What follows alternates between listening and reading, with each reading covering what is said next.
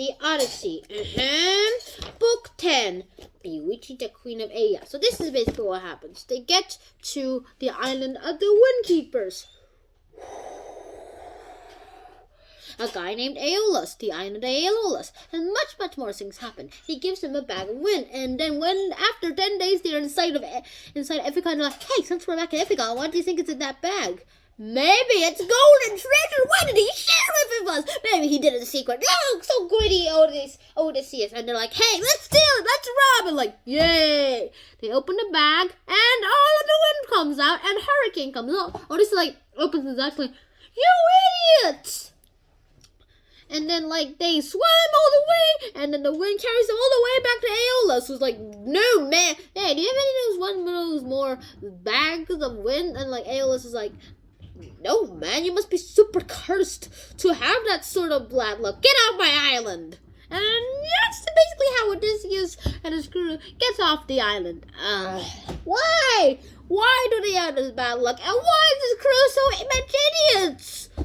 It's like they don't have brains, or they have monkey brains. Sorry, my ancestors. Sorry. I'm sorry I offended you. Those monkey-brained idiots are so annoying.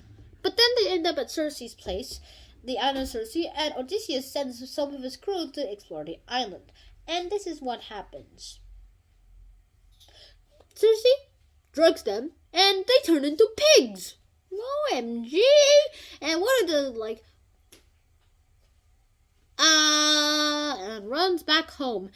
Runs back to Odysseus and warns him. And so Odysseus is about to go and kill Circe, at least threaten Circe. And then Hermes, disguised as a little old man, comes and says this. Hey, eat these herbs. This will distract you. This will make you immune from Circe's powers. And so he eats it, gets to Circe, eats her food, which is drug, and she's like, why is my magic not affecting you? And like, draws his sword and says this.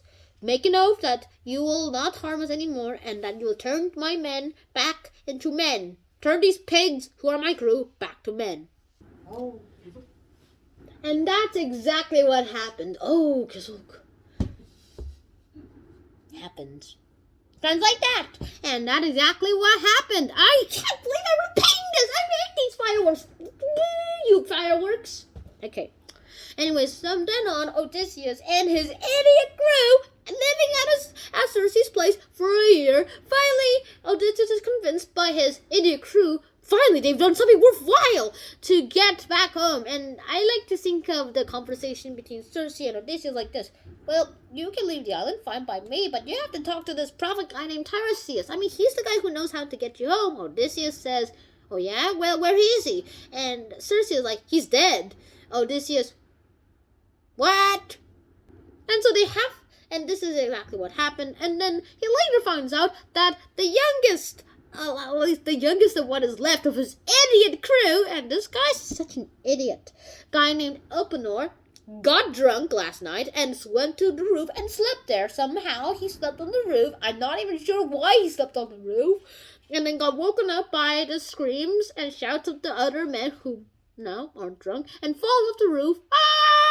And snaps his neck and dies. Idiot! Why'd you get drunk in the first place? And yeah, so Odysseus then tells his crew of the route that they have to follow, and the crew's like,